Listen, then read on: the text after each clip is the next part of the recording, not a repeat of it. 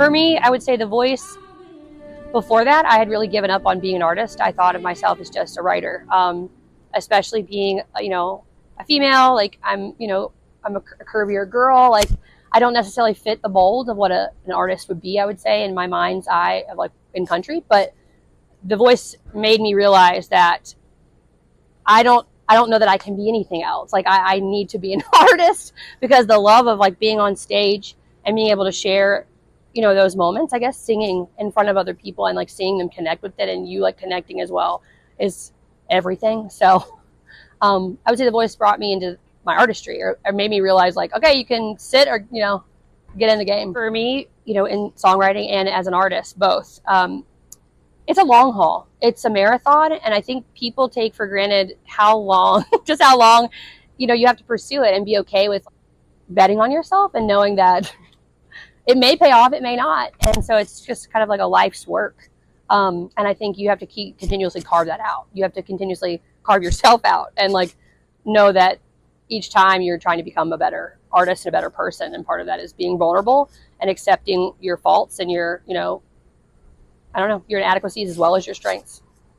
My biggest takeaway from being coached by Reba would be, no matter what you do, it doesn't have to be perfect. It doesn't have to be polished, but you need to make people feel something. You need to connect with them, and you need to connect with the very core of what and who they are and their emotions. And all the rest can come later. She was just profoundly professional and had so much grace. And I myself, I think, struggle with, feeling like I have that sometimes. And I think that was amazing to watch her just move like that. My love for country music comes from my family. They're from the Appalachian Mountains, and my granddad has always played in a bluegrass band his entire life. He, in fact, tried to come to Nashville to, become famous, and he didn't do that. He had a family. So I would say country music comes from my family. You name any female powerhouse or like any female, like just beautiful songbird in country, that's like my favorite.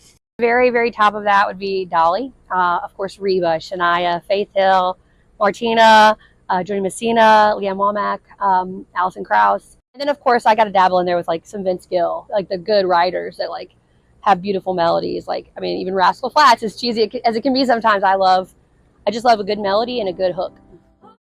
So my song Slow Dance, the inspiration behind it would be feeling tired about being somebody's second choice and being the second choice even to yourself, and allowing somebody to reserve you or put you on reserve instead of making you, their first choice, or being there through all the moments. They just save you for the slow dance, right? They save you for the very end of the night, but they're out still searching for the one. So it's, I don't know, I think it's a song about that, and a song about choosing yourself.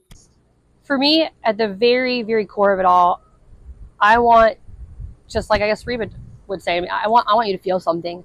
I want you to be able to connect in such a way that it evokes those places and those thoughts and those, I guess, feelings that maybe you can't talk about, and that you feel safe enough to connect with it, that it makes you feel vulnerable, right? That it makes you have emotional release. Yeah, I just want connection. I want connection, and I want people to feel like they're not alone and that they're seen. Always stuck in rewind, never makes me mine.